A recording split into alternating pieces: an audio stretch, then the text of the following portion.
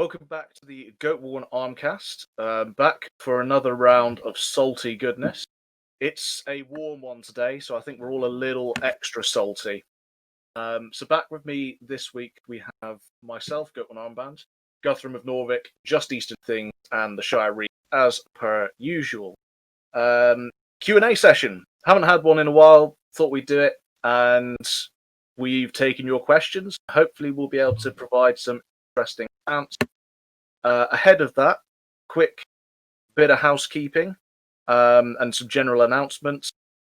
I've put up an event that I will be running this year's Battle of Hastings in 28mm format on my kitchen table, along with some other various shenanigans throughout the day. Check out the event page, see if you're interested, check out the details. There's a lot to participate in. I'm making a soundtrack using people's oots and Normandies and Oujamums. People, if you want your group to be part of the battle, I will paint them up in miniature form. Just contact me about that. And yeah, hopefully it will be a nice, entertaining day of, silliness and nonsense. So check that out and give it a look. But back to this week. Guys, how's your week been? In short. Knackering, mate. Work as usual. Yeah. That's all I've got to say, really. Fair enough, short and sweet. Shire Reeve, what about you? Yeah, pretty boring, really. I mean, I've pretty much just been waiting for my uni year to start, which is at the end of the month. So biding my time until then. I've still got a little bit of work to do. And that's it, really. Today I sent off a load of parcels that have been sitting around for a couple of weeks that I had to get, different things together for. Basically, a big load of bubble wrap arrived for me. And yeah, so that's pretty much it, really. Sweet. Just Eastern Things? Yeah, been pretty busy with work as always. I think I say that every week. Obviously sticking really hard into my martial arts again. I think I told you guys in the group chat last night, but for the listeners, I managed to, instead of strangling someone with their gi yesterday, I managed to pull my own beard, which was interesting. I was laughing before you even said that because I remembered what it was. Yeah. Little bit angry at that. Disappointed in myself. Most of all, disappointed in everybody else. My disappointment is immeasurable, and my day is ruined. Yeah, it was pretty funny though. I had to break in the middle of the fight and start laughing, but yeah, no, just busy with work, and like you said, got one very, very warm, and as you are well aware, I'm not very good with heat. So we'll hopefully get all your answers out of you before you turn into a puddle. Halfway there, mate. I got a can of Iron Brew though, and it's icy cold, so I'm okay for now. Nice. So, can you get any more Scottish? Aye, mate. Peel, start talking like this, eh? It's on the podcast. Shouldn't have asked. Okay, I want the old Hamish back. Nah, mate. Upgrade. No, go back. So, questions this week provided by your good selves. We're kicking off with Ross, who asked questions 3. Daft question: who would win in a Royal Rumble out of all your league /Patreon /friend character depiction, and why? Show your working. That's an interesting one, because if we're specifically talking about my depiction, it would be Bolter, because he's bloody huge. The last time I depicted him in kaiju scale, so he, Godzilla size. So going by canon, Goatworn Armband canon, he is Godzilla sized, and as such would easily win against all the other characters. Yeah, I think if going by intent of the question, that would have to be the answer, Bolter. sensible question. What is your favourite thing about the group you're in? Now, that's an interesting one because we're not only all in different groups, we're all in different styles. So I'll let Guthrum start first because you are actually kind of on the fence between two groups at the moment. But I'll let you decide. Three if you count Magister Militum. Militum. Oh yeah. So I'm gonna stick with my Vike group because realistically they're the only people who I've ever done an event with. So I haven't really managed to gather what kind of vibe the other group is. But the favourite about that group, I have to say just how chill everything is. You know, like you just sit there and you chill in a camp. It's great. And I'm not sure if that's like everyone's experience, if that's a generic thing to say, but honestly, for someone like me, yeah, that's a really good thing just to sit there and chill. Because I don't get to chill very often. Yeah. It's all good. Just Eastern things. What about your group? Everything. I know it sounds stupid, but kind of I'm obviously biased towards my own group. Everybody in there, to me, the best possible people I could be alongside in a camp when we relax at night. Like Guthrum said, or the guys that do the fighting, or the girls that do the fighting, actually, who outnumber us now. When we're there doing it, there's nobody I would rather be alongside me in a Eastern quote unquote battle. And obviously, I'm a little bit biased again because they're Polish, and when they start swearing, it's hilarious. Or you'll be in mid-conversation discussing with them, and they won't figure out the word, and then they get all angry because they don't know the word. But experience. I'm biased towards that, and because we're quite a small Eastern group, about 9 members or so, we're all really, really close. So it's nice, having, and I know every group tends to have your people you kind of congregate a little bit more with usually, but it's nice to have that with the Eastern, seeing that of my own group, that is. You guys seem solid when I met you at that event last year. Oh, thank you, man. Right. I'm going to be boring again and say like the people I'm with because of the way the group formed, which I'm not going to get into because that's very much an alcohol story. The people that are in the group presently are people that I was friends with before the group was even created. So it's all people that I get on with really well. Although, unfortunately, this was supposed to be our first proper year of having, a whole like camp together and everything, but that didn't really happen. But regardless, in terms of the people that I'm with, they're really good people. Cool. No, that's you know what? That's really good to hear that all three of you have that experience. Because that is one of the favourite things about my group. It's exactly the same as what you guys do. So as not to be boring and repeat, my other favourite thing about my group is that there is no dragging the heels on learning, whether it be about skills, like tangible skills, or about historical accuracy. Everyone's willing to be corrected. Everyone's willing to do the research and ask and improve their kit and not be, oh, this is all stitch counting in all those usual, which is such a refreshment after experiences with the early part of certainly it got better in the latter part, but it's just refreshing to have everyone who are so chill that when somebody goes, we need to start doing this because it's more historically accurate, everyone just goes, sure, no problem, tell us how.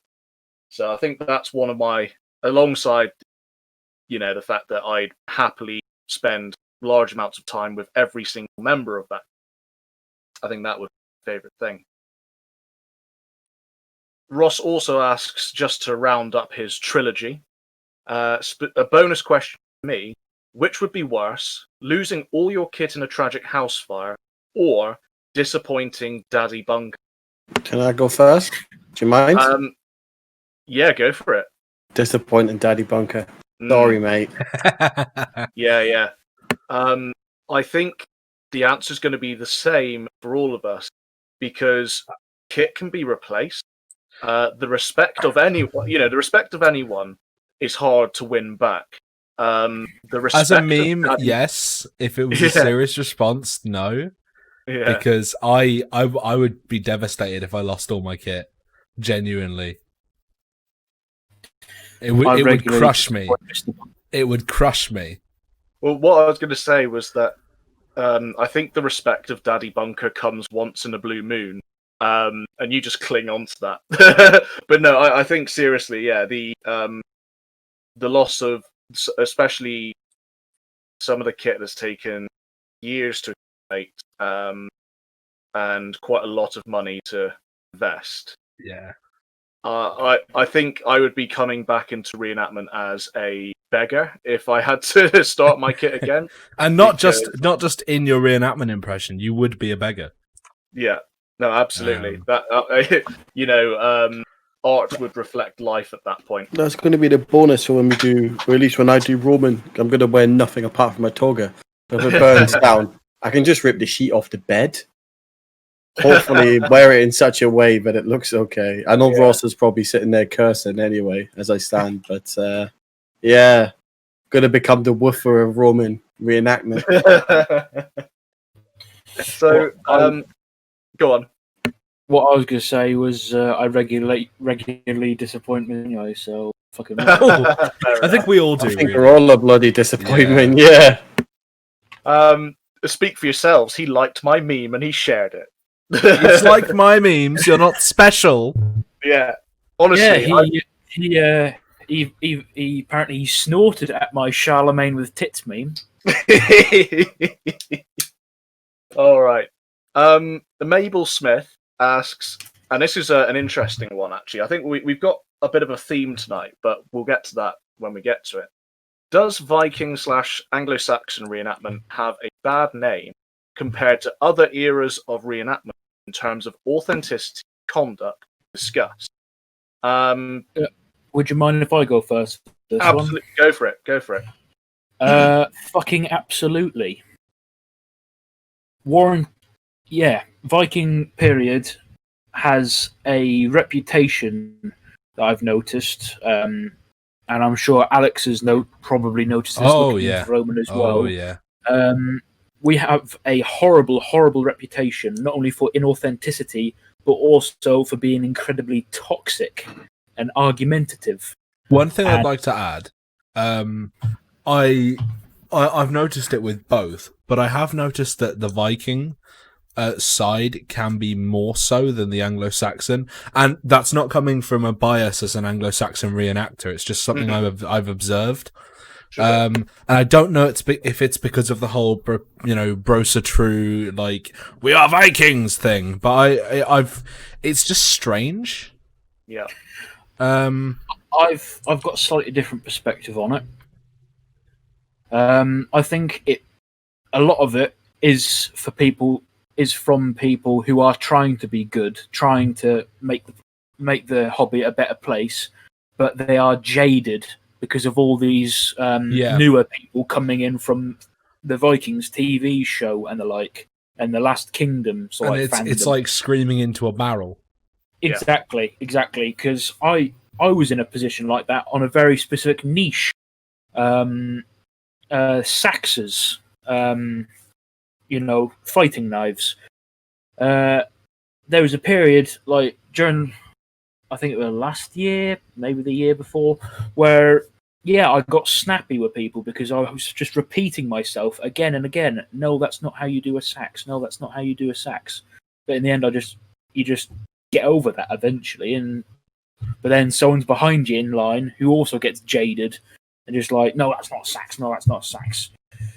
And so it's like a conveyor belt of people who come in, they learn stuff, then they get jaded because nobody else is learning it, then they just give up, and the person behind them follows them.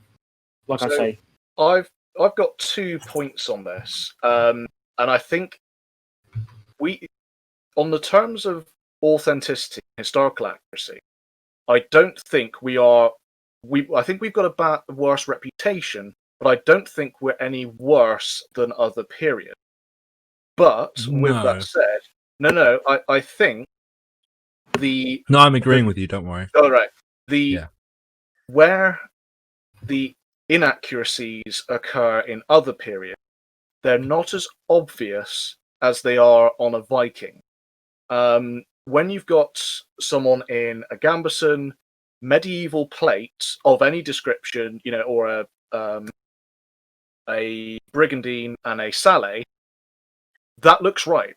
And I think only a reenactor or a historian would be able to know Salad. that the harness doesn't match the helmet and everything like that. With a Viking, the kind of inaccuracies we have in our hobby are so blatant that they are more obvious, and I think that gives us a spotlight because of that. Whereas I think the Roman groups, even if you've got an Indian-made helmet and segmentator with the wrong amount of plates, that's not immediately wrong that a public member of the public would ever know about. Segmentator is segmentator. Yeah, whereas someone in leather, lamellar, fur, and warpaint is immediately, oh god, that's wrong. Sticks out like a sore thumb. The other side of it, and this relates into the conduct as well as why people get the kit wrong, is we attract a very unique type of person. The knights, medieval reenactment doesn't have this so much. It does happen, but not so much. Roman reenactment, I've not seen it at all, but Ross could probably correct me on this. But we have people who are following a modern religion coming to this hobby and kind of approaching it from the wrong end of the telescope. Oh, I saw one lately who called groups, like reenactment groups, tribes. Yeah. And he was like, "Oh, how do you join or make a tribe?" And I'm just go join Grimfrost, mate. Yeah. So I think that is the biggest problem we have, is that for every one person trying to do it as reenactments in the same way that the other eras, we also have 10 people who follow the ancestors, kind of doing their research to fit their view rather than the other way round, and we end up with Farb of the Week is what we end up with. So I hope that answers the question. It's an interesting. So I suppose the benefit is, while the period is painted with a big brush, groups will have that in different amounts. If a group distinguishes itself inside the reenactment community, people will take note, and that, like, individual accomplishments generally won't be seen, but groups will. Is something I've noticed. For example, with Herdness. I know they're not Viking, but you see them bloody everywhere. Look at their clout. Look at their clout. Yeah. I mean, it speaks for itself. Same with Thanes of Mercia. Same with even if you Google put in on Pinterest Viking, you'll see wolf Herdness all over the bloody place. Yeah. And I know that would make them wince, because some of them are really not happy with that. It's the guys that get the tattoo of Matt Bunker's face on them. Have you seen that yet? Has someone done that? I've seen at least 7 people Oh my God. with Viking tattoos, and each time it's just Mr. Bunker. Oh no, I know the ones you mean now, where it's the helmet, the full Can we get that a picture of one of these tattoos in the podcast, please? Oh, I'll have to see if I can find it. Yeah, Viking. It's been in one of the groups, but ever so recently. So you just reminded me when you mentioned. Yeah. So that was a really good question, Mabel, and hopefully that's highlighted at least what we think the issue is, and we'd love to hear other people's comments on exactly that. Dan Clark, who I shouted out this week with his new project, go check that out. By the way, it's awesome. Does David Tennant deserve a sainthood, and what role would he play in your group if he was to reenact? Yes, and whatever he wanted to do, because I know that he would just make it perfect. Because that man just couldn't do no wrong. Any advances on that? I would actually say anything he wanted to do, because anyone should be allowed to do anything they want to do as long as it's done with historical accuracy, accounting for things such as modern gender norms and other accountabilities that need to be taken into account. Fair enough. Toby Doan. So this one, we've kind of started onto this with Mabel's question. Why do so many extreme jubs, his words, think their feelings matter more than facts on historical accuracy? But then Deep Throat Ben, air quotes, can't excite his wife Shapario with the fact. Say his name again. Say his name again. Ben Shapario. That's how it's been written. No. I'm reading it off. Ben Shapiro, facts don't care about your feelings when it comes to sexism, racism, etc. This, very shortly, because I know that we could spend an entire podcast on this topic. Very simply, this reflects people finding evidence, views, etc. that support their own, rather than do what reenactment is really about, which is finding the evidence and basing your approach on that.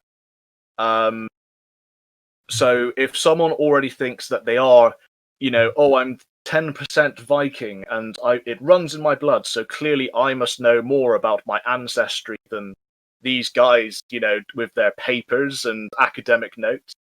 That sort of person is not going to be swayed by research. They're going to go away, look at what all the items that support their point, and work with that.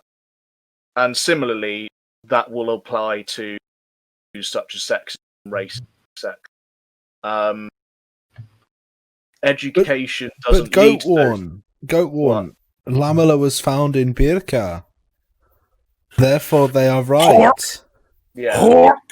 And this is something somebody else pointed out. And I think this is a relevant example to give with regards to research into our period, into anything really, where there's people who'll go and look at these clickbait articles on Facebook, like, 6 things you didn't know about berserkers, and all the comments will be full of like, oh wow, mushrooms, that's cool, sort of thing. Small tangent on that. One of the top 50, or 2 of the top 50 trending videos on YouTube this week, 2 videos. One, which is a unkillable Viking. It was a guy at Stamford Bridge. Yeah. Apparently he's unkillable. He And died. Yeah, he died. That's the whole point, I know. It's then it was like, literally, like you were going on, like, things you don't know about Vikings. Like, they ate mushrooms. Yeah. They had fur. They didn't have horns on their helmet. Like, fuck you. Yeah. Now, what is this, 1975? Yeah. Well, this is my point exactly. That with the example I was going to give was chess. That against the average 4-year-old, an adult is always going to win 100% of the time in chess. Someone who plays chess professionally and is actually taking part in tournaments will beat the average adult the same amount of time, and the grandmaster of chess will beat those professional players again that 100% of the time, because they are thinking in such a critical way, far beyond the scope of what the average person can, and the level of difference the same between an adult and a 4-year-old. And this was the example of chess. So when you've got general public going online looking at berserkers on Wikipedia and a YouTube article, they consider themselves informed. When, as we had a discussion actually in on these Facebook Viking Age reenactment study about berserkers, and there were a couple of people quoting those sort of facts, and then there's a couple of people like myself and Mr. Huggins chucking in, academic papers, and supporting our argument with those. So to bring it back to what Toby Dones was saying, is it's a lack of education and a lack of critical thinking. They're approaching it from entirely the wrong way round, which was very much the point I was making with Mabel's question as well. We've talked about this before as well, with the difference between ignorance and an unwillingness to learn. Yeah. It's cool to be Viking. Yeah.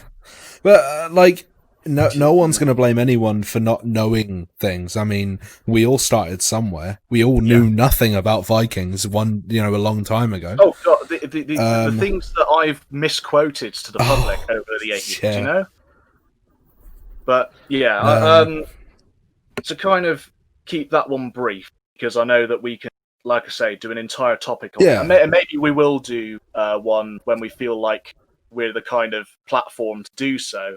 But in short, it's an attitude problem, and sometimes that's not something to fix. John Jacob, who we had on as a guest, asks why he's the best bodyguard in the world. I'll let the Shire Reeve take this one because I think you can answer it best. I think we'll only find out when we have this challenge next Hastings. What's this challenge? Oh, Goatworn kindly issued a challenge. I say kindly with a bit of contention there. Basically, he's going to test how good a bodyguard John is by saying that he'll buy a pint for anyone that can lick my face or caress my face or whatever it was during the course of the day. And it can't be a league member, can it? No. No. But yeah, I think we'll only know how good. What would have been a good challenge then is how many people can get past the league's pike wall, which will inevitably happen. So I don't suspect many's going to get past. That's cool. Yeah, so I think we'll only know how good a bodyguard John is then. Fair enough. Well, there you have it, John. It's the pudding has yet to be proven. As my new favourite meme says, it's fucking on now, chaps. Conrad, again, another supporter of the page and one of our previous guests, asks, that's one way of putting it. Why is Fuckbringer such a weak axe? Ooh. It was pretty weak though. It did split. It did, yeah. No, fair one. That was entirely my fault because, I mean, it had lasted up until that point, but that was inevitably going to happen with the half. Sorry, Goatworn, I can't translate excuses. I just said it was my own fault. I can't translate excuses. Sure. You know, I can't. No. You're just excusing Do Fuckbringer from being a weak axe. Yeah. Do I need to get the water spray out? You know what wouldn't have that issue as often, Mr. Goatworn? Go on. A spear. Ooh. Spears snap like fuck. Shut up. I've never seen a spear snap. Oh no! How are you? I've seen some spears explode. I think I've seen. No, actually, no. I lie. I think I've seen one spear snap. Don't go back on your story now. Yeah. All right. This could be because we were using cheap pine dowel. That would be the one. Yeah. You want a good solid ash shaft, if you know what I'm saying. We went through at least one shaft every training session. I think the counter question to Comrade's one for you, Goatworn, is Fuckbringer now rehafted? Yes, and has been for the best part of a year. Have you shaved it down yet? Yep, it's now looking really good. I just need You'll have to send us a cheeky pic. Yeah, once I've finished hammering the head on, then I'll send a pic. I was also looking into whether the hafts were treated in any other way than just a bit of weatherproofing, because I would obviously looking at recommend painted spears and such. either raw or boiled linseed oil. Raw takes a bit more to seep in, but it's a really nice treatment for wood. Boiled is more of a coating. So pick your poison. Linseed oil in general is the choice to go for. Yeah, that was my last 2 bits to do, was to put some oil of some description on and finish putting the head. Yeah. Get it the fit let me restart that one. The fit is snug now. But I just need to fix it in place. Yeah, linseed oil leaves a lovely sheen on all the all weather kinds of is all kinds nice. of wood. I would recommend you linseed oil. You let it sit in the sun. Once it's dry, you linseed oil it again. Yeah. Let it sit in the sun, and then do it again for a third time. We tend to recommend our guys, at least in my group, I don't know what the broader Eastern scene's like, that when it's hot, so through the summer, you try to linseed oil at least every fortnight once. When you get a fresh shaft, try to do it several times. Yeah, I know. Try to lubricate your shaft several times. Just to make it so, it keeps it a little bit stronger with linseed oil. It does tend to work. We have noticed, at least on our side, that stuff lasts a little bit longer. It's good stuff. Than not, yeah. I personally use boiled linseed oil though. But yeah, I mean it works either way. Like I said, boiled is more of a surface treatment, whereas raw is more of a general oil that just seeps in. Yeah. The trick with boiled, I've found, because I use it almost. Well, I use it. That's it. I've never used raw. You just slap as much on as you can until it doesn't take anymore. You just slap it on your shaft until you just can't take it anymore. Oh yeah. Oh yeah. Yeah. Well, I've never actually done this on a spear shaft. I wouldn't know. But you don't have any pole arms, do you? As far as I know. No. I've got a. You got loads of spearheads, but no. I've got loads of spearheads. I've got a couple Dane axes. I've various other axes, but they don't come out to play. But from doing like boxes and the like, the trick is to just slap as much oil on as you can until it won't take any more, basically. Nice. Jen Cresswell asks, best medieval weapon for a zombie fight? Billhook. Huh? Billhook. There's no question. I'm gonna produce a counterpoint. Just a long bladed but smooth sided glaive.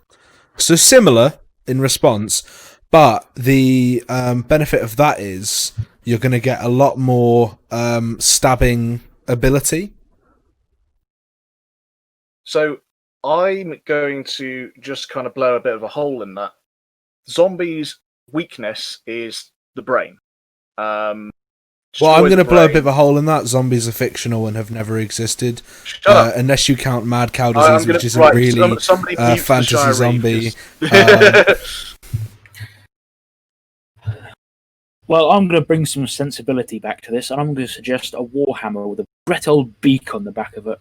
Yeah, counterpoint, pole hammer.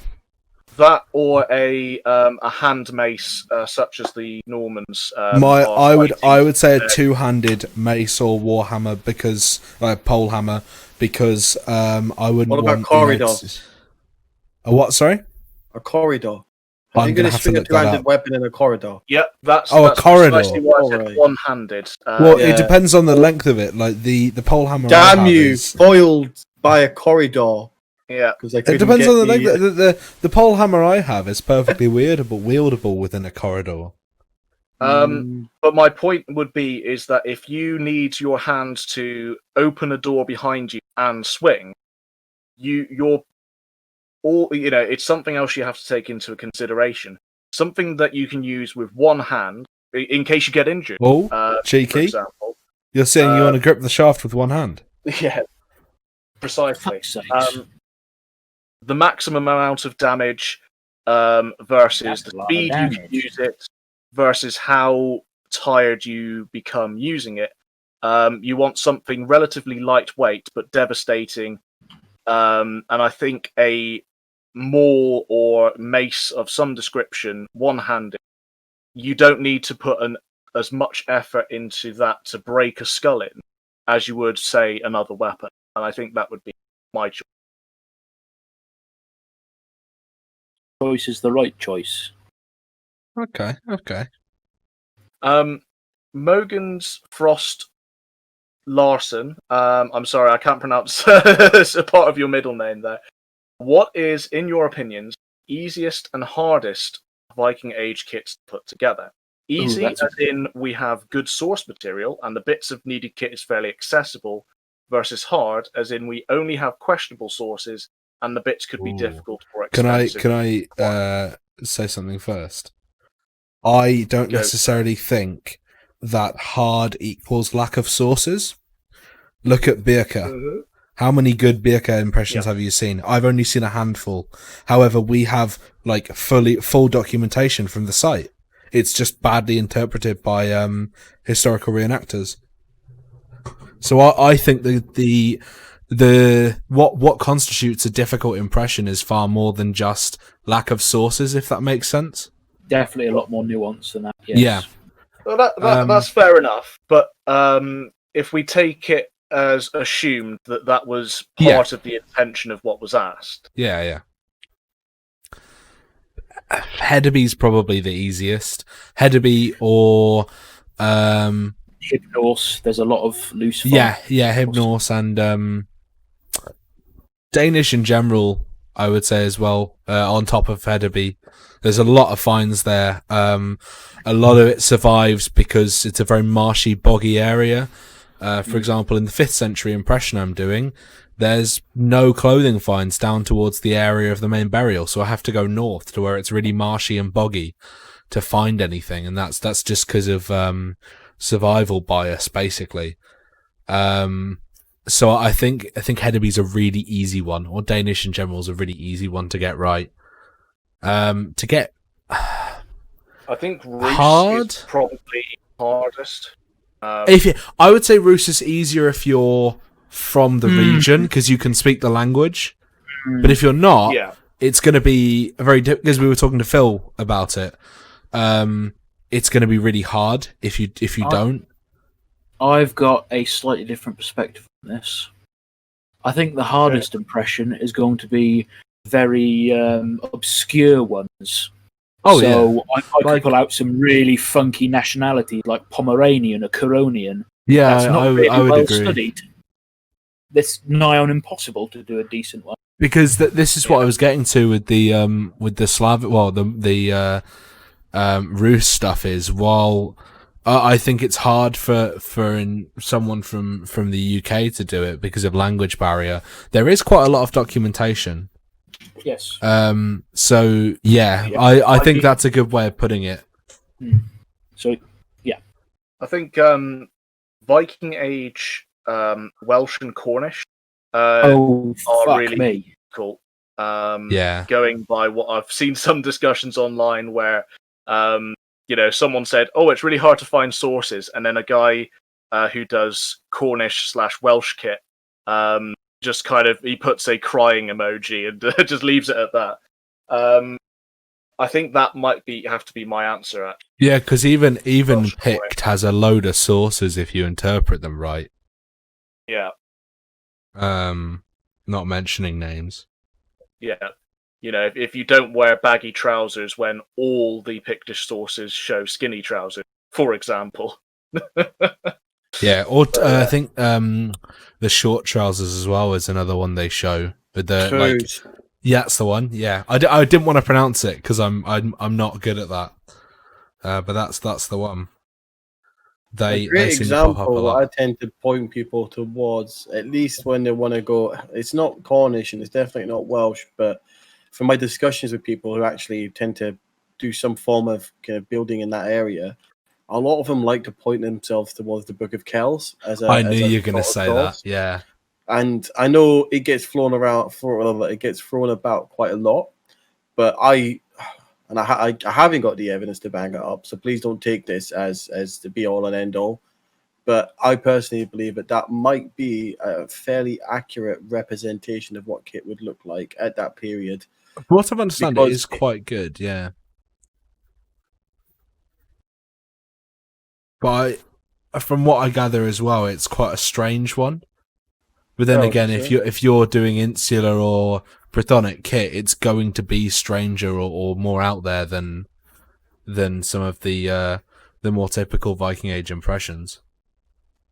Oh, fair enough. Evan Wellham, for larger events, for example, Haste, where organisers may bring in groups from other areas of reenactment, where is the appropriate line for authenticity versus number? Or worded better, he says, where is the ideal trade-off between lower authenticity standards and higher numbers of people on them? Very good question. We've described Hastings before as 10th century Vikings versus 12th century Norman. That I think that's quite a tricky one, because for battles that big, it sort of doesn't matter, because no one is close enough to the audience to see the nuanced details of. So, for example, my kit, which is specifically Norse. No, if I'm standing in the line of Anglo-Saxons with a nasal helm on, my Danax and my mail, all the details that would specifically stand out, really, to us as Norse, isn't going to be seen by the person 20 meters away on the other side of the ropes. So I think as long as actually silhouettes. We mentioned this with regards to Viking, the series, getting it so badly wrong with those helmets on those archers we put in podcast a while back. Are these the Anglo-Saxon Bergenets from the 16th century? Yeah. Now, at a distance, you can tell that's wrong. You can tell that's immediately wrong. Whereas on the silhouette's it's just so distinctive as a Bergenet. It's mad. But specifically for something like Hastings, when you can only see, you're good 30 meters away from the nearest warrior, and as much as you're going to be making out with, looking at 100 odd people on each side, let alone on one side, it's you see a guy in mail with a round shield, nasal helm, and you see him fighting a guy with a longer set of mail, a kite shield, and slightly different coloring, and that that there is kind of I think that's as much as you can aim to achieve with such a big battle, and I think that's where the trade-off is. That's pretty much what I was going to say, to be honest with you. What I would say is, I would actually say that the main trade-off that you would want is not one of authenticity. I think there should be a minimum standard, like Goatworn says, with regards to an absolute shit tier standard that should be the minimum on the field with regards to silhouettes and the 20 meter, 10 meter, 30 meter rule, whatever you call it. But I think the main actual concern for ones like Hastings, where the main attraction is the battle, is battlefield safety. I think that's paramount compared to a lot of the other issues, let's say. And I think that, but there should be a minimum standard. Like I say, I mean, there should be a shit tier minimum standard, or even obviously. Sorry, go on. Sorry, I was just going to say, or even depending on the event, like Hastings, I'd say the minimum standard doesn't have to be so high, but a smaller events, you might want to curate it a bit more. Yeah, I know, because even at something like Corf, where people are portraying, everyone's portraying Anglo-Saxon Viking, they might not be portraying the Anglo-Saxon Viking from that specific period that battle took place in. There's always going to be concessions because everyone's reenacting, even within the period. I think I swear we've discussed this actually, about weighing up period versus versus broad Viking Age or specific events that are outside of what you do. And I think I think that's in short is the answer. If it'd be different if you know, like the free warbands of England did, put on Hastings, and you could see leather lamina all the way up and down the line and wrong helmets. And again, my point about safety. Yeah. But yeah, it's what the audience can see and how much that matters to the spectacle of a fight. Yeah. I think when you reach 100 people per side upwards, it becomes less important. But that said, I still think we should personally hold ourselves to high standards. Well, I was having this discussion with someone the other day, and I think it's important that you shouldn't be authentic because an event or a group tells you to be. You should be authentic because you want to be. It shouldn't be a choice. It shouldn't. I don't think that should be like, do I, spend the little bit extra potentially, and not often, on making myself looking baller and authentic, or do I, go to Alibaba.com and buy dog shit? So yeah, what's our next question? We've got a couple of fun ones we might do at the end. Go. So like I said earlier, there's a bit of a theme. What is your interpretation of the term authentic? How do you use it, and how do you see differences in how others use the term? And that's by Didrik Osbach. That's a fucking good question. So I do have a very specific answer, because in my previous group, we started trying to move away from the word authentic and more towards the term accurate. Yeah. Because authentic, you can achieve without being historically accurate. Also, authentic's generally an antiques term for meaning original. So that's another muddy thing.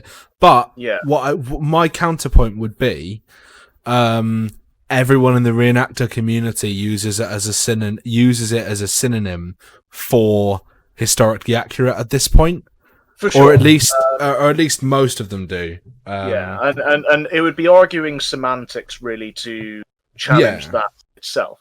And like I say, this is a specific example in my old group, that we tried to move away from authentic because, in my view, 13th Warrior is an authentic film in terms of its atmosphere and how it portrays things, but it is not historically accurate. So hopefully that gives... It's kind of like the difference between a geek and a nerd. They're similar things, but there are differences in terminology. For me, authentic, based on that, authentic is creating atmosphere and the feel of the... Because you can be historically accurate, but not authentic. I could be dressed up in 100% copy of the Yermanbu grave with all Norwegian, hand-stitched, everything, the work. But in a display fight, if I shouted, modern slang terms, or if I was in living history talking about football, I wouldn't be authentic. Whereas you could do, talking in the style of the time, and drinking and playing games in camp, which would be authentic. But if you're doing it in furs and leather, you're not historically accurate. Another good example might be the SCA, for anyone that doesn't know, the Society of Creative Anachronisms, mostly in America.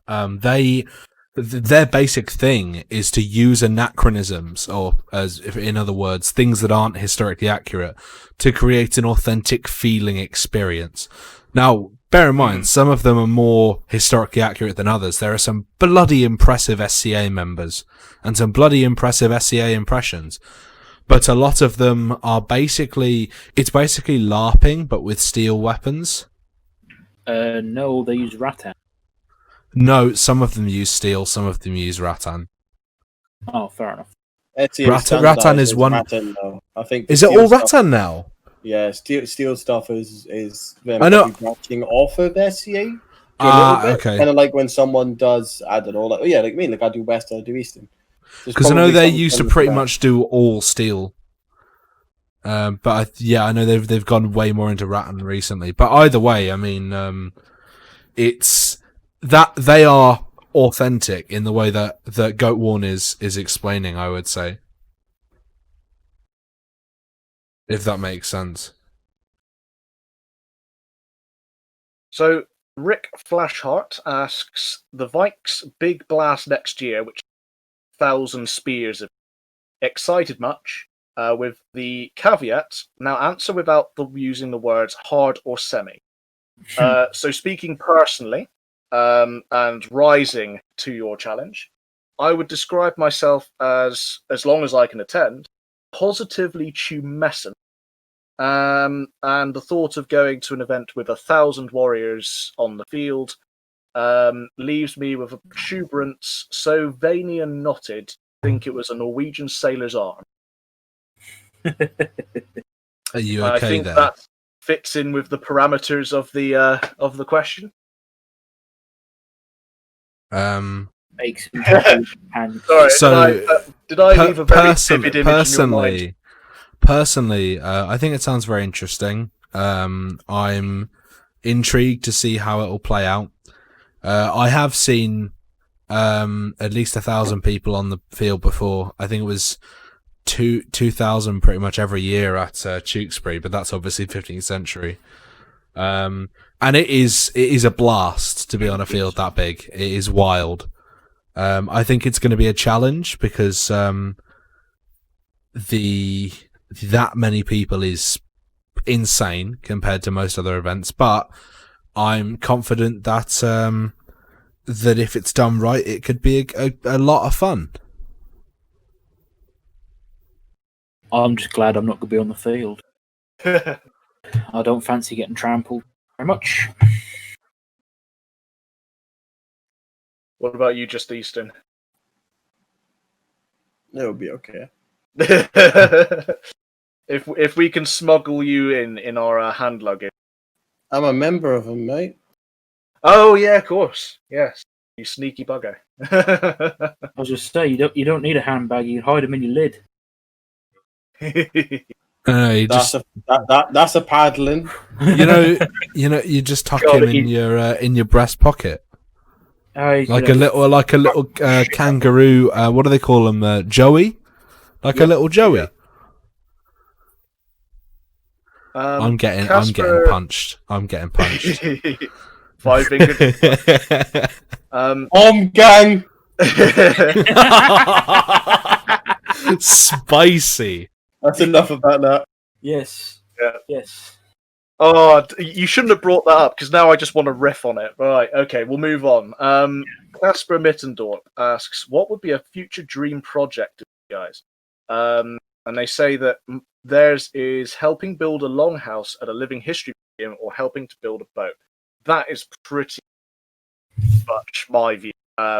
Building a longhouse or building a longship and utilizing both for living history is definitely a dream project. It's good fun.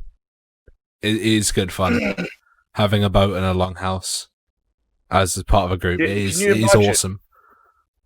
I don't have to imagine. No, yeah, well, can you imagine if I had a long haul? Well, just like a Goatworn Armband long haul. Oh, yeah, we need to do this. With a tapestry around the hall of all my comics. But done in an authentic embroidery style, or as a mural. Almost like I was working on. I know Wickhurst has a big mural of the creation of Wickhurst. You like Wickhurst why much? Why don't you go marry it? Yeah, that's just mean, man. I'm sorry. I really want to go. Like off. Like I really want to go. I really want to go. They'll have to get you there at some point. Your vitriol is born of Jealousy, is it? He was it's a a shame. man. I'll be honest. I've not been there in long enough. They're doing it. They obviously like backed off a lot of the work on the site and stuff because of COVID. But we actually have a member there like who's been there the whole time. I think he's retired now, so he's been working on the boats. He's our maritime officer. And he's been doing a stellar job. And because basically we've got, I think, two or three big plastic fantastics, fiberglass longship. They're big fuckers. They're like Osserberg size. And they basically the long-term goal of the next couple of years is to dress them up so they look like they're fully beamed. And that's what he's sort of working on. But yeah, I've it's a shame I've not been able to get down there since New Year, the year before this one. So it's been a while. Now, Guthrum, I know you've been working on jewellery bits of your website. You might be able to answer this. Morgan Stonehouse asks, how many different types of brooch were there, and how are they related to gender or our assumptions thereon? Holy fuck. I think this is an unanswerable question. Yes, because you couldn't like number the types of brooch. So, to my knowledge, there are dozens and dozens of regional variations. I can think of off the top of my head 4 specific to East Anglia, for instance. The ones I'm thinking of, at least, they're loose finds, so we don't know male or female. I know trefoil brooches and tortoise brooches are both female. Quatrefoil as well. There's also quatrefoil. Or lozenge, you could call them. But in what I was saying is those 2 at least I know are female. Other than that, I'm really not the guy to ask. I'm not a finder. There's, I think, as far like I can think of a lot of different types of brooches, and even within like, let's say you say disc brooches, you have a million different subsets within that. Exactly. It's insane. You have the big silver ones that are chased by hand. Yeah, and the bossed ones as well. Yeah, bossed ones. Then of course you've got the cast ones. You get the little ones. Then you get the early style ones. Then you get the bracteatas, or however they're pronounced, which are even earlier. So what you're saying is there is at least countless. 2. There are at least 2. There is at least 2. Yes. Okay. Honestly, At least and 4. they're still finding new ones. Yeah, you're very smart. You're smart. You're a very smart guy. Have I ever told ones. you that, Just Easton? You're a very smart guy. He's very witty. Very witty. So what I was actually trying to get at, because I seen that question earlier on, and I did have a sneaky bit of trivia to drop on people, which I don't think you guys might have read today. But about a week ago, I need to find out where I saw it, because I did save it, but I can't remember where. We found a gold-plated one somewhere, and it's either Norway or Germany, northern Germany. I'm not sure, but it's a gold-plated. Those are 2 very similar places. Well, I know. I need to find it. But it's a gold-plated tortoise brooch, if memory serves right. Lovely. But that's the interesting thing. Like, how the fuck did they gold-plate it?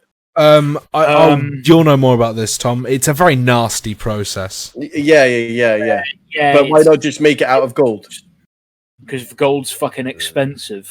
Even then, well, it was cheaper then than it is now, but it was still worth 8 times that of silver. Yeah. Which is why you often find things I'll find it, and I'll share it. But yeah, horrible. It's either fire gilded. I'm not sure how that would work with bronze though. How well that would work rather, or it has something to do with mercury, which is obviously fucking horrible. So from what I understand, the whole room would be filled with mercury vapors like the whole time. It's nasty. Those craftsmen didn't get old.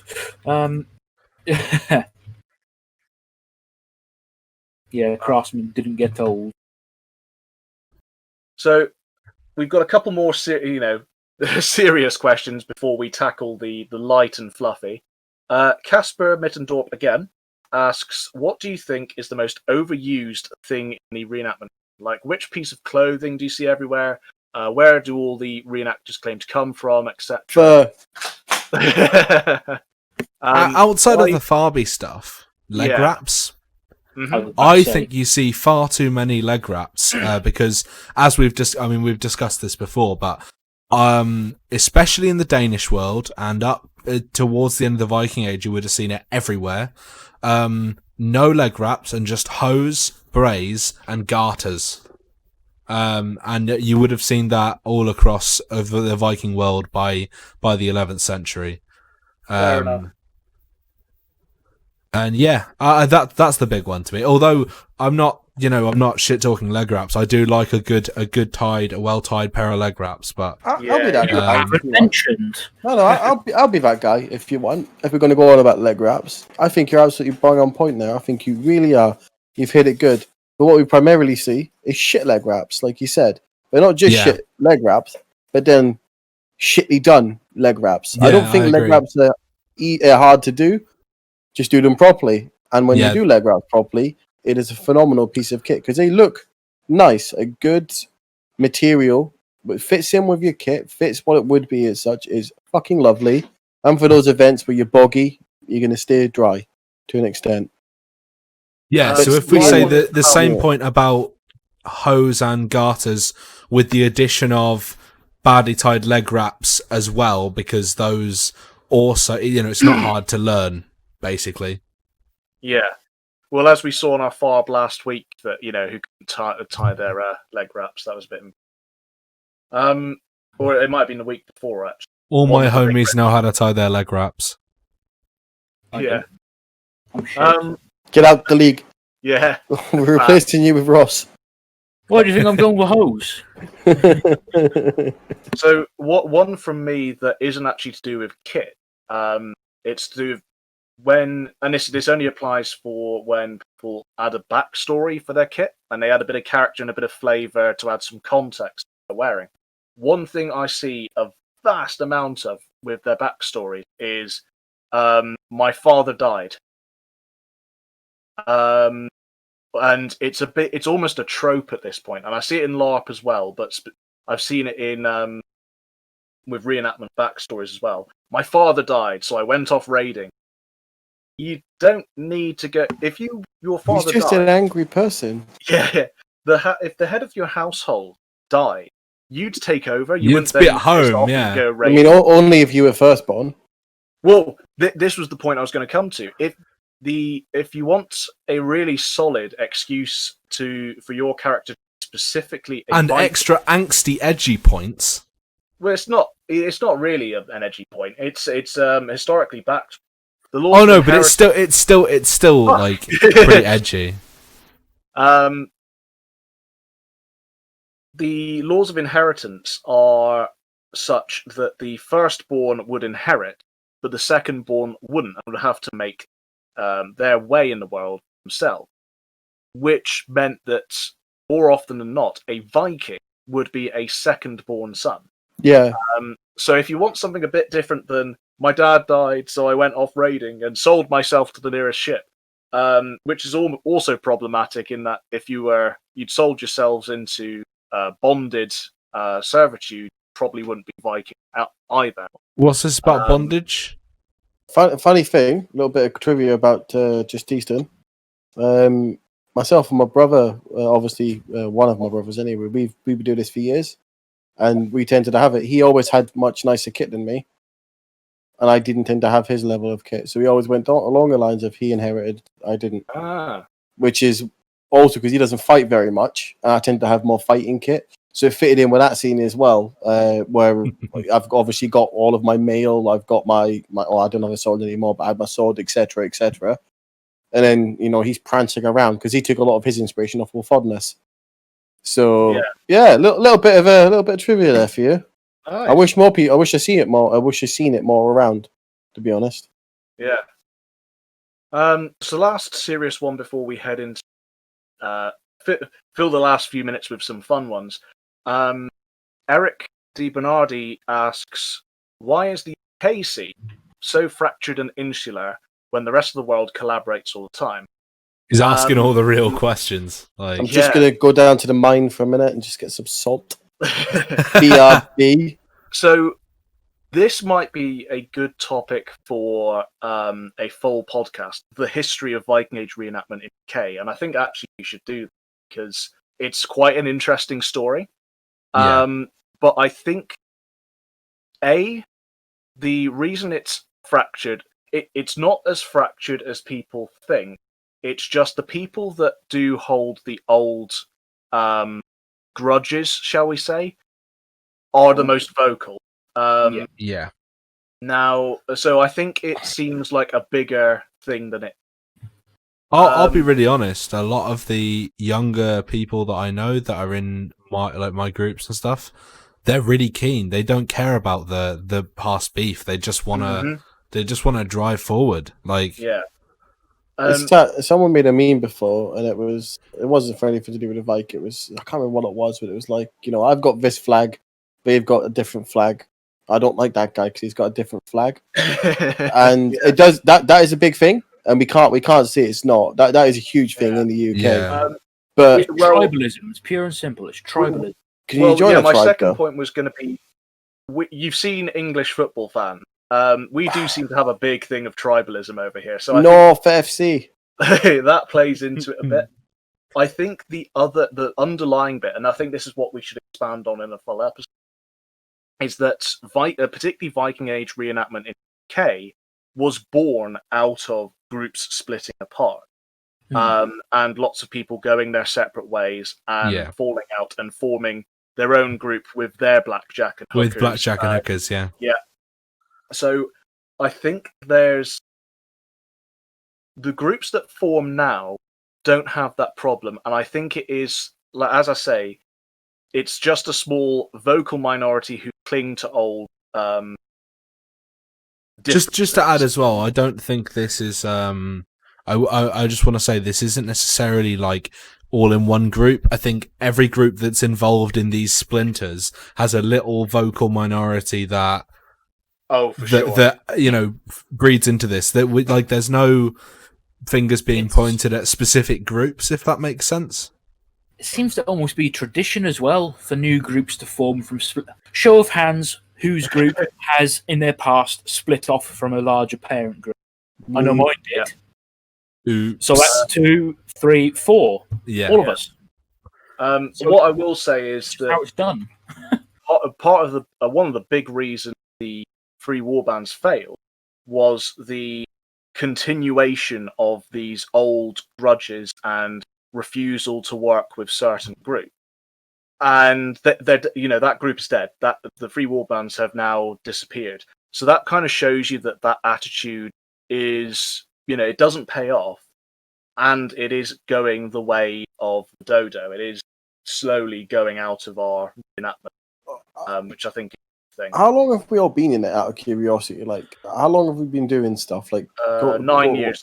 This would have been my 4th season. Complicated answer. I've been doing that about 6 years, I think. About maybe 6 or 7, I'm not sure.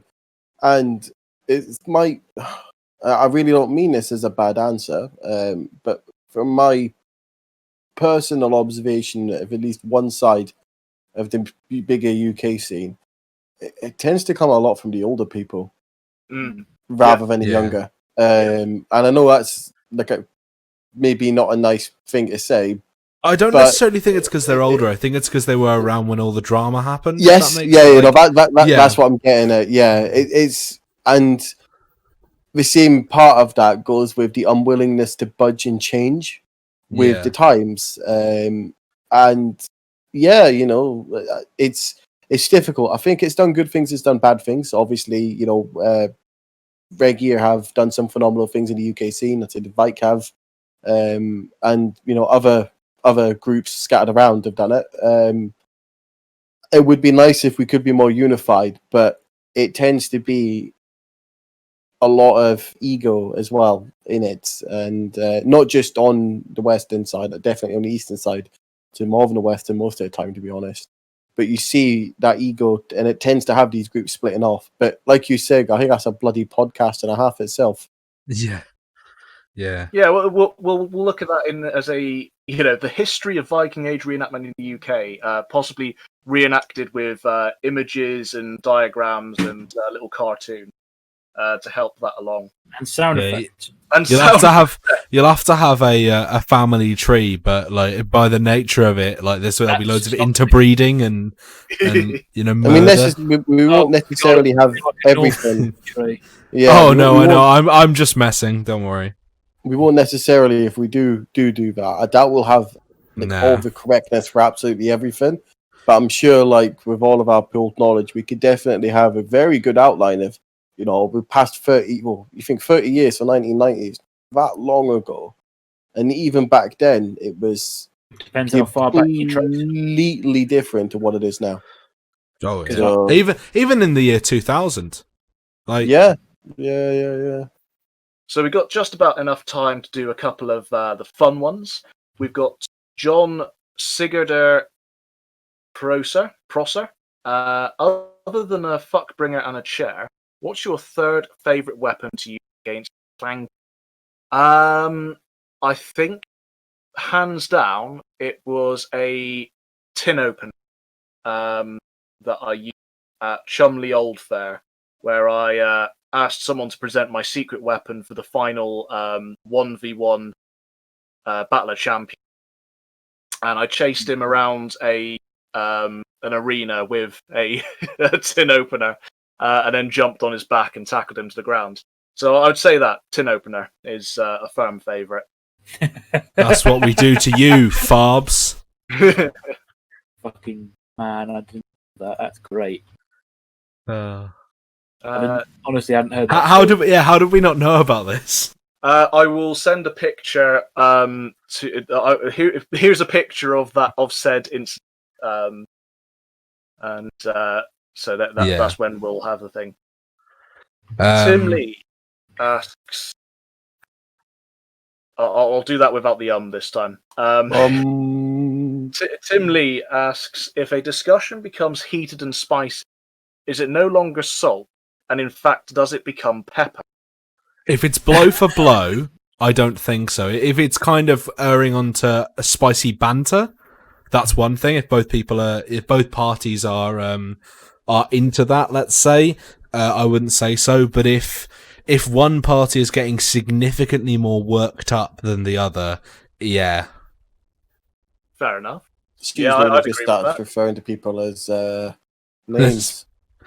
I'm not going to say the names, but the names. Yeah, I think if it comes down to ad hominem attacks, rather than actual spiky or salty debate, I think that would... Sorry, what's that, Sir Tom? Bitch tits. Bitch tits. See, I was trying not to say that, but he did. I should have just said it. I couldn't help it. I'm sorry. All right, I'll get it off my chest. MC Widow's Peak. Oh,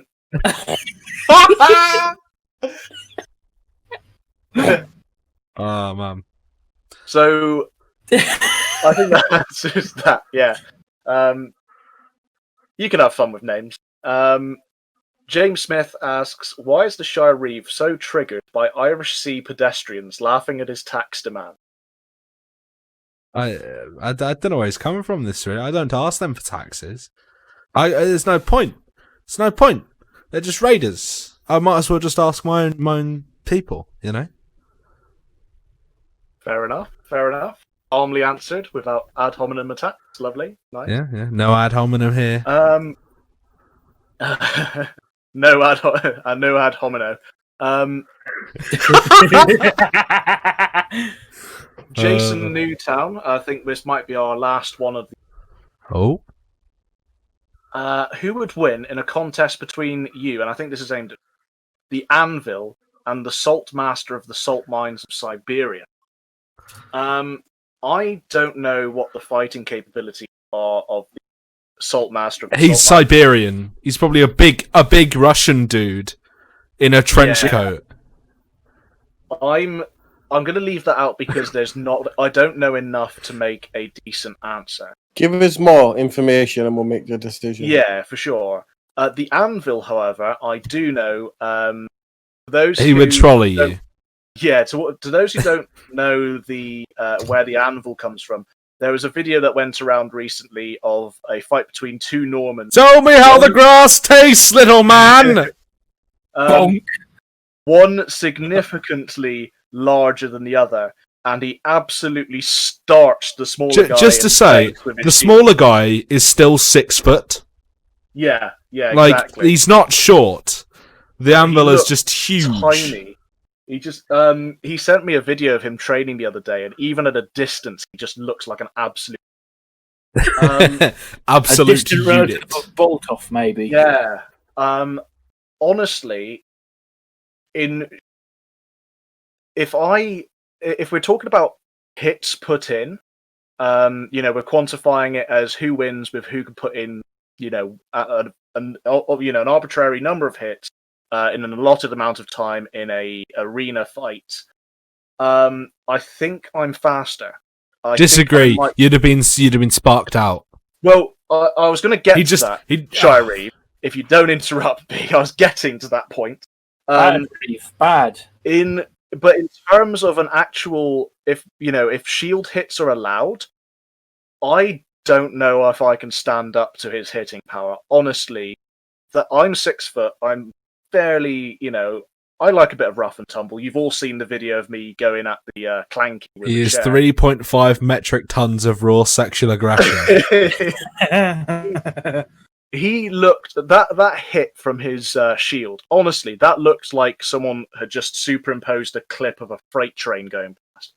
Do you know how many times, all right, in my circle, my streaming circle, my community, whatnot, I've got a community of hardcore milsim gamers, okay?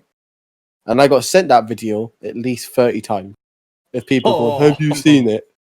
All right, I'll have the occasional one where I see the chair from you go on.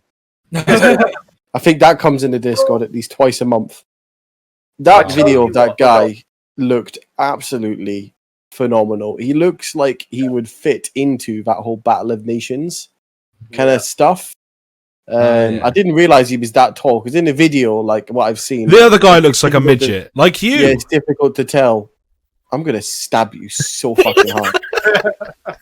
But it's difficult to tell. But I Yeah. reckon Goatworn would be decent with a spear. But I'm biased towards spears, as you can tell. But it depends how good Goatworn is with a spear at keeping him at bay. Yeah, it would be a bit like the Mountain versus the Viper, I think. I'll tell you what, there's only one way to settle it. When Home gang. when lockdown lifts and we're all able to meet up and do this again, and maybe even before that happens with Home gang. all restrictions observed, I'm quite happy to do an exhibition match with the Anvil. All friendly, all agreed to, all handshakes, and all within the rules of our hobby and system. To keep it as gentlemanly and for entertainment purposes only. But I'm quite happy to find out the answer in a practical sense. So if the Anvil's listening, happy to meet up and we'll answer this question in person. I think the Anvil's going to steamroll you. Mate, you're going to get I may shanked be- by a man. You're going to Twice taste the my grass. I may be doing the podcast after that fight from the comfort of a hospital, but we'll see. Well, I'm quite happy to give it the old college try. So, on that note, hopefully that's answered questions to a satisfactory standard. Obviously, we've not been able to do everyone's, and some people asked the very similar questions. So we hope that you don't feel excluded by us rolling it to broader ones. But another question and answer session under our belts. We're coming up on 25 episodes. I believe this will be the 21st. This is the 23rd. 21st? Wait, 21st, I think. Hang on. Yeah. Because the last one was the 20th, and you messaged me That's like right. all nostalgic, being like, Alex, it's the 20th episode, man. Which is mad because it doesn't feel all that It long is ago. mental. but It's like, it's almost kind half of- a year. Yeah. it's been interesting because I don't know about you guys, but obviously I didn't actually know you guys prior to this. Like I think I followed Gotham's page, obviously Goatworm's page. It's like forever, but I think we all just sort of started page, like, chatting and putting this together. I think it's beautiful. Yeah, I think it's gone well. So, I mean, how many podcasts even survive this long? Yeah, I mean, we're going to keep doing it until we get bored, basically. Or do we have a major falling out? Yeah. That's we not split gonna off happen. and We love form each our other. groups, and yeah. Yeah. Is he a colleague of Major Fuck Up and Corporal Punishment? Or General Waste? I've never heard that before. Those are quite good. Shotgun being general waste. I'll be private browsing. I'm Corporal Punishment then. Oh man, Yeah, tube. it does sound a bit like a fucking BDSM tube. name though. That's the way you got to say it, mate. Oh no, my Tube. favourite member of the Army Corps, private browsing. Aha! I see you're trying to buy gifts for your wife. Yes. Oh, fuck. So to celebrate 25 episodes when we get there. So that's who we're was in my considering bed last doing night.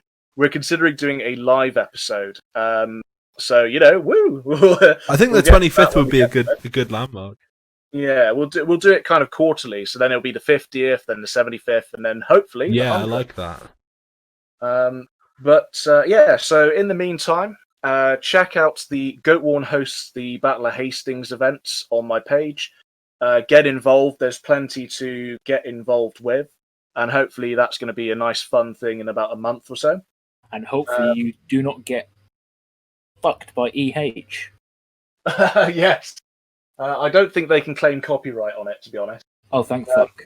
No, I don't I was think going to they're say gonna the copyright Battle of on Hastings, like 1,000-year-old battle. yeah. Which would be hilarious if they did. Like not It'd to. be hilarious to watch. Also, the amount the town of Hastings has capitalised on the Battle of Hastings, even though it had nothing to do with it, I Yeah. think you'll be fine. Oh, I tell you what. You know what would be really funny? If Danny Dyer turns up and goes, "Oi, I've got the copyright on William the Bastard because I'm his great whatever grandson."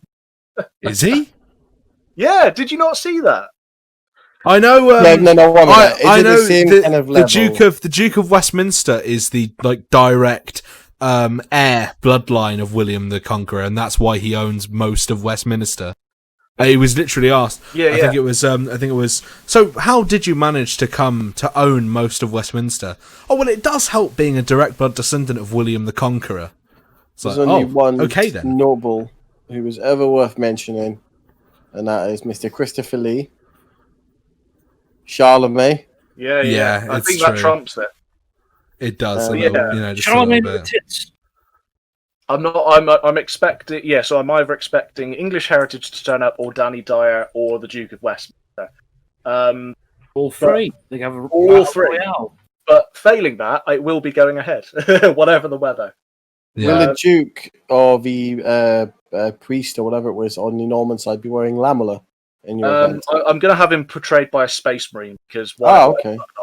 Oh, that works. Yeah, it'd be more accurate as well. Yeah, I was about to say same sort of accuracy. So yeah, in the meantime, check out that event, get involved. Also check out all our pages: Goatworn Armband, Guthrum of Norvik, Just Eat Things, the Shire Reeves against taxation. I've before taxation. If sounds bad, but I've actually forgotten about that.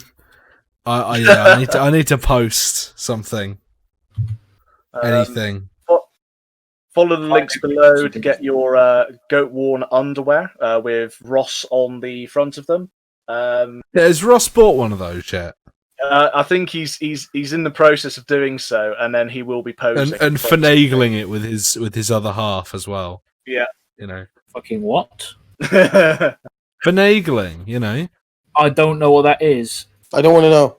Let me find you the Don't worry. definition. Can I do my last bit of Obtained by plug? dishonest or Yes. devious means. He's finagling it Anyway, Yeah. let's let Ashley do his outro. because he has to deceive Beatrice to. Shut the fuck up.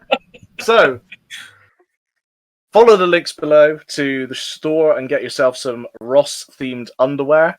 Go to the Patreon to join for exclusive comics. And check out all our pages as previously mentioned. It's a thank you again from myself, Goatworn Armband, Guthrum of Norvik, Just Eastern Things, and the Shire Reeve. And we will see you next week.